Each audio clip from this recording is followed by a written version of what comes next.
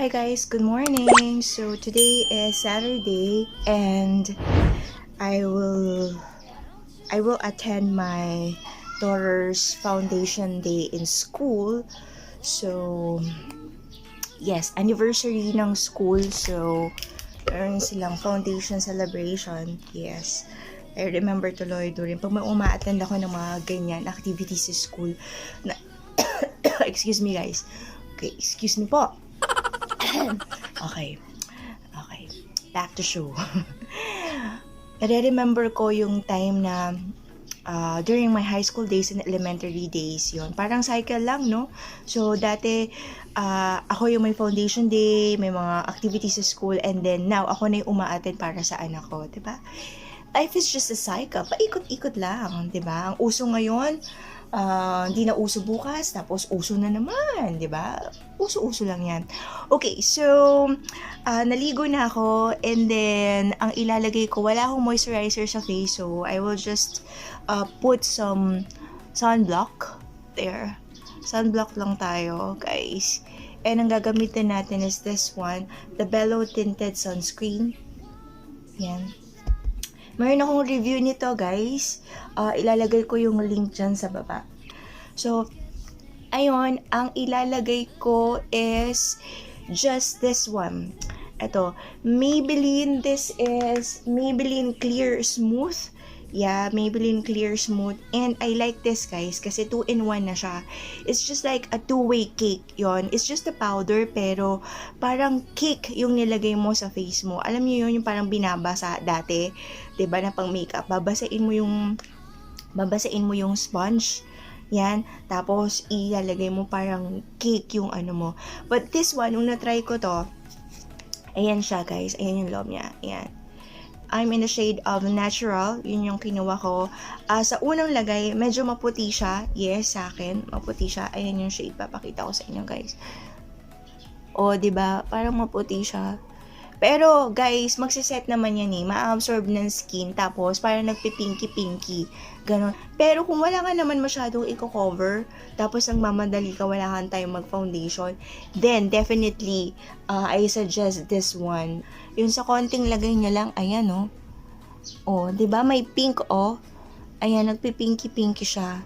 And then, mako-cover niyo yan. Kahit top-top lang yan. Okay? Depende sa inyo. Ayan. Pwede nyo naman bawasan kapag napaputi. Ayan, ganyan. I-touch up nyo lang siya. So, I strongly sana maging okay. Pero sa akin, kasi okay. So, alam nyo naman, pagka nag-review, hindi lahat ng okay sa nagre-review is okay din sa mga viewers, diba? Pero sa mga makakahiyang, definitely, gusto ko siyang i-suggest sa inyo, recommended. This one, Maybelline Clear Smooth 2-in-1 Cake Powder. So, I will just finish the rest of my makeup and then I will update you later.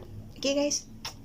Have a nice weekend. And then, catch you later kasi dadaling ko pa kayo sa foundation day ni ate.